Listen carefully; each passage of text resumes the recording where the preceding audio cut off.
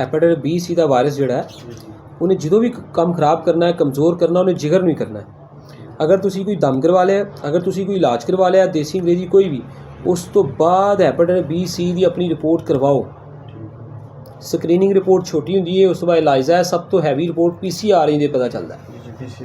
PCR report अगर negative आ गई है तो ठीक है, तुसी इलाज छड़ दो अपना या अपने हिसाब से। लेकिन ये नहीं, इलाज तो नहीं करवा रहे। मिसाल देना भी बंदा अपना इलाज नहीं करवा रहा और बंदा मुतमिन होकर बह गया मैं ठीक हो गया, तो इंज ना बैठे। अगर उसकी रिपोर्ट नैगेटिव हो तो मुतमिन होकर पिछे होकर बैठे, फिर जिंदगी के साल 2 साल बाद या जो कोई फील होए तो कराए रिपोर्ट, नहीं तो ना कराए।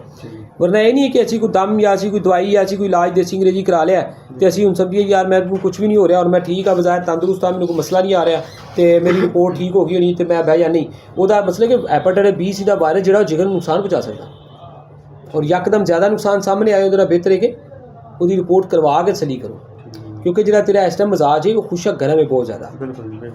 ठीक है।